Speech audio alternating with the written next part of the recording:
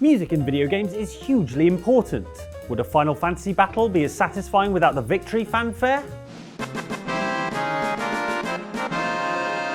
Would Outrun be as memorable without its summary driving tunes? And could you imagine mowing down hordes of zombies in a combine harvester without You Spin Me Right Round? Go, go, go! I don't think I could even bring myself to lower the reciprocal knife cutter bar. But for every brilliant, memorable piece of video game music, there's something that sounds like it was mashed out on a Casio Tonebank keyboard by someone who did all of their musical training at nursery school. These aren't just a matter of taste, these are empirically the worst pieces of music ever to grace a sound chip. No spoilers here, unless you count spoiling the entire concept of music for you. They really are that bad. Enjoy!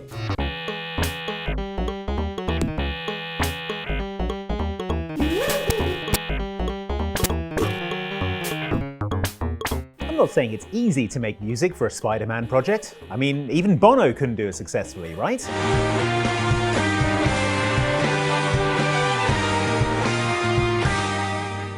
R.I.P.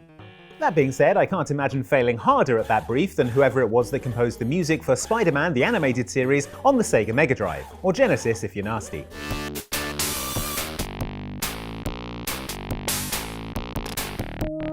A lot of the soundtrack to this adaptation of the beloved cartoon series was made up of unusual choices, like, for example, taking the catchy theme song from the show and putting a loud, incessant beeping over it.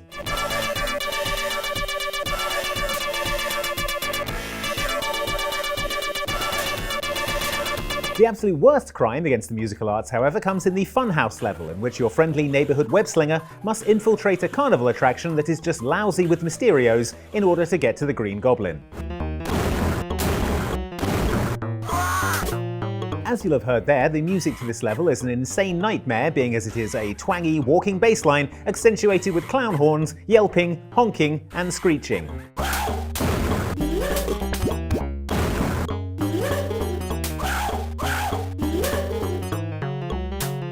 In fact, forget Mysterio and the Green Goblin, this music might well be Spider-Man's greatest enemy, because I'm sure a not insignificant number of players turned their console off and left the villains undefeated, all so they didn't have to listen to this music anymore. Superman has kryptonite, I have this song.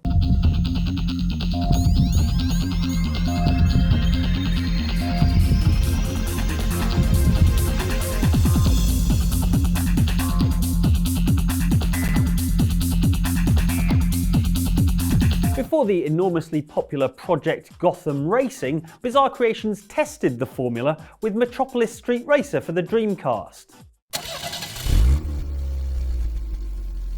Establishing the tradition of street racing through dense urban areas, of earning kudos points for driving flamboyantly, and of naming racing games after key locations from DC Comics. It's just a shame Bizarre Creations shut down before we got Gorilla City Racing. The truly unique aspect was the kudos points system though. The intro to the game implied it was a revolution, and the idea was to use the points to encourage players not just to drive quickly, but to drive stylishly. The question is, how did a game so committed to style allow the song Let's Get It On Tonight onto the soundtrack?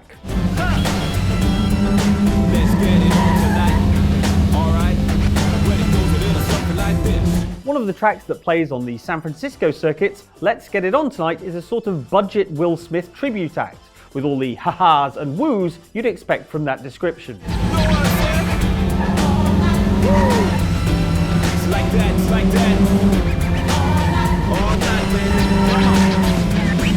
Small Willy style. Let's Get It On Tonight includes some of the worst rapping we've heard possibly ever, whether it's clunky rhyme schemes,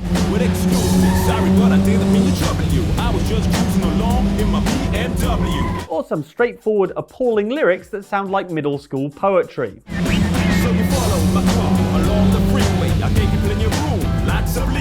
Most cringe of all though, in a song that is ostensibly about, getting it on, is this polite but deeply unsexy line. The only thing he's going to be getting on is his coat, as he is equally politely asked to please leave the bedroom.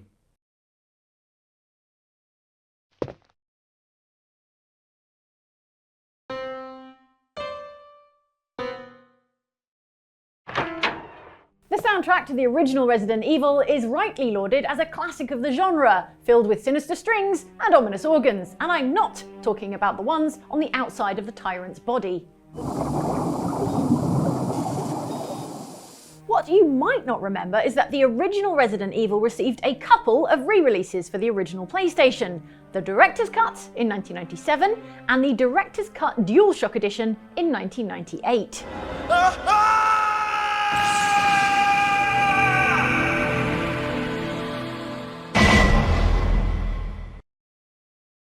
The first Director's Cut tweaked a bunch of things and added an arrange mode which moved items and enemies around, and added in a few new surprises to catch people who had played the original game unawares.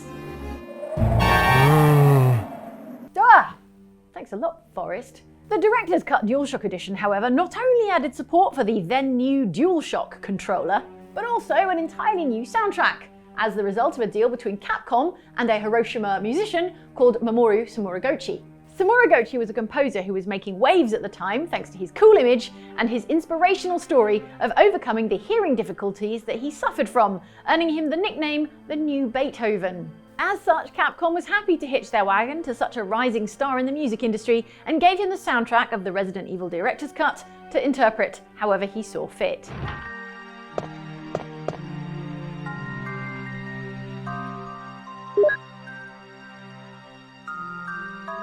Mostly this was a bunch of moody gothic pieces that, while fine, weren't as good as the music from the original game. However, one piece of music from the soundtrack has become famous for how jarringly awful it is, and that's the mansion basement theme. In the original game, it sounded like this.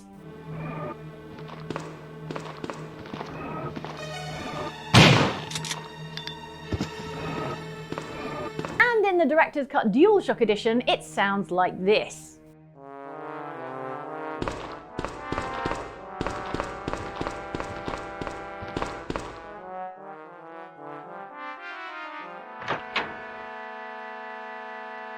Yes, exactly like you set your keyboard tone to clown farts and then let your cat walk across the keys.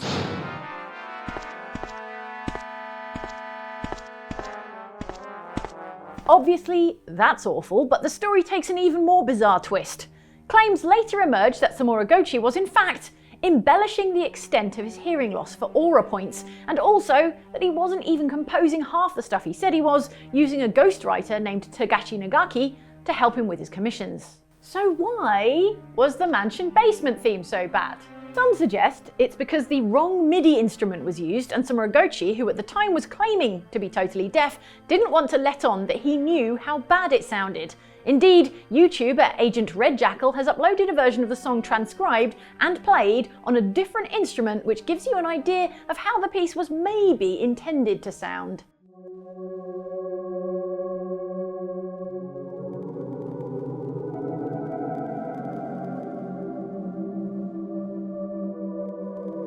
Much better. Maybe the ghostwriter did that on purpose to mess with Sumorogochi, because if I wanted to discredit someone who's taking advantage of me professionally, this is how I'd do it. Check and mate.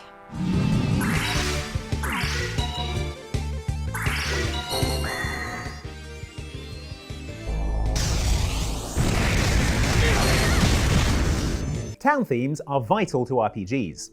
After all, players will be spending plenty of time in towns between quests, so it's music they'll hear over and over again. As such, you want to make it good, like in The Legend of Zelda: Link's Awakening.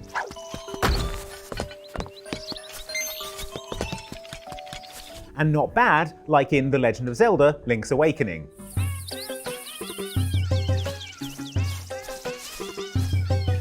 Somehow worse than the Animal Village theme, however, is one specific town theme from the 2005 JRPG, Grandia 3. Grandia 3 is a fine game in most other respects, and even boasts a strong, compelling soundtrack that does an adequate job of accompanying the action.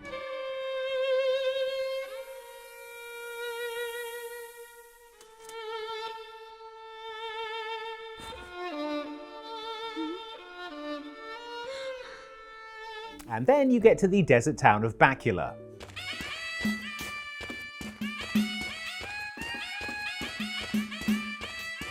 If I were Scott Bakula, I'd sue to get my name off this thing. The composer was clearly going for a kind of Middle Eastern vibe here, but has wildly overshot and landed somewhere in the middle of goose strangulation.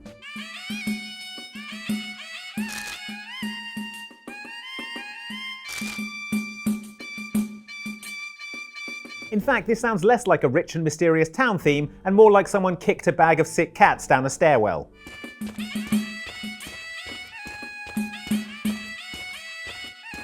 Which, if it turns out that's what's happening in this town, I'll forgive everything. Except the fact that they kicked a bag full of sick cats down a stairwell. That's messed up.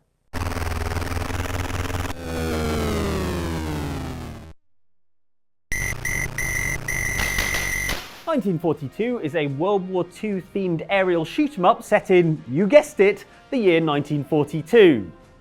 Unless you guessed that it took place at 18 minutes to 8 PM, in which case, good effort.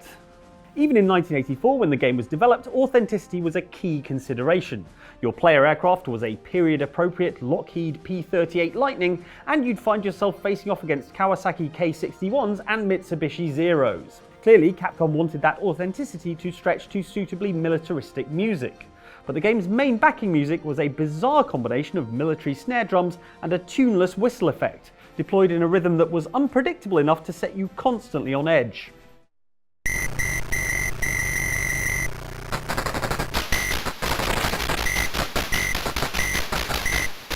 The only explanation is that this is the music they played to downed pilots during the war to get them to give up their secrets.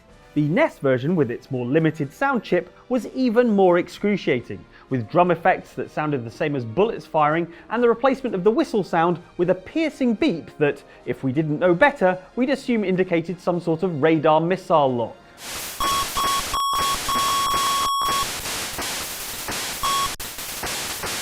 Look, I swear, if I knew the location of the Allied base, I'd tell you. Fortunately for the sequel, the catchily titled 1943, Capcom binned off the authenticity in favour of a more traditional arcade game soundtrack.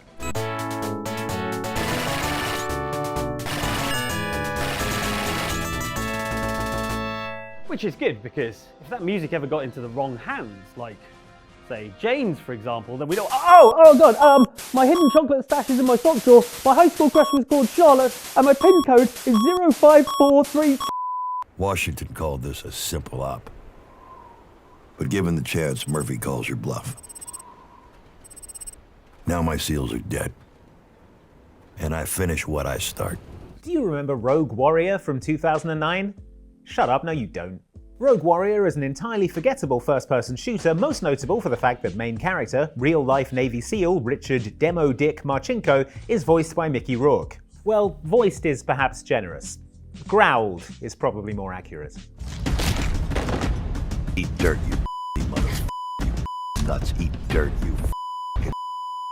Most of Rogue Warrior's OST is generic action movie music designed to soundtrack your various atrocities, but the developers made the interesting choice to have a bespoke song over the end credits, and the even more interesting choice to splice together snippets of Rourke's dialogue into something resembling a rap, put it over a groovy bass line, and call the whole thing the Funky Credits theme. Gotta keep getting in my way. Well, surprise, mother. Happy birthday. That's right, Natty, now you sweet piece of enjoy the ride. Have a nice trip. As you'll hear, it doesn't really help that everything Rourke says in the game sounds like he's darkly muttering it to himself in the corner of a dive bar he's one more offensive comment away from being kicked out of. Sorry, quiet day at the office is about to get severely up. But all of that is the sweet song of a perfect nightingale compared to the verse which is entirely made up of pain noises.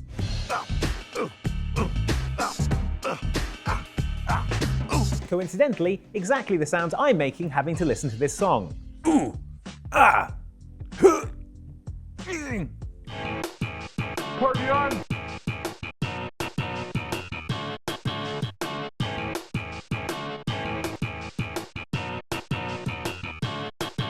Wayne's World is a movie about two friends who run a ramshackle, cobbled-together public access TV show with very low production values. And that's still no excuse for the state of the Wayne's World game on the SNES. As was the fashion at the time, this movie tie-in took the form of an uninspiring platform game, taking a very funny comedy movie, sucking all the joy out of it, and replacing it with boss battles against robotic guitar monsters. not. The good news is there is something to give you a break from the bad platforming. The bad news is it's extremely long cutscenes.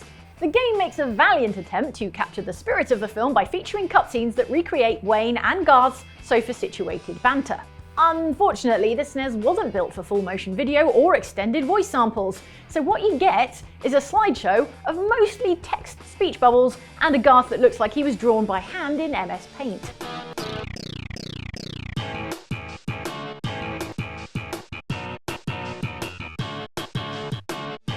These text cutscenes go on for far longer than is necessary to pad out the game's woefully short hour-long playtime, which is shorter than the film it's based on, and include things like Wayne and Garth ranking much better sounding video games, such as Toxic Timmy the Nuclear Knob. So with the technical constraints of the SNES clear then, it would be ambitious, shall we say, to try and include a teaser clip for the movie itself, particularly one featuring the most beloved rock song ever written. That's right! Wayne's World on the Super Nintendo attempts to recreate the headbanging scene from the Wayne's World movie, and in doing so, brutalizes Queen's iconic Bohemian Rhapsody.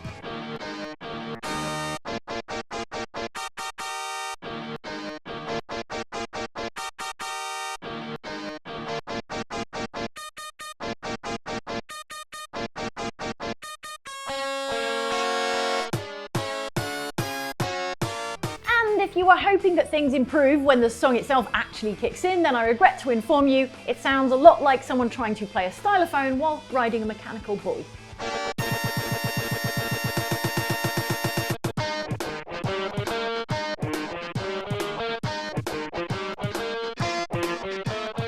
I wish I were playing Toxic Timmy the Nuclear Knob.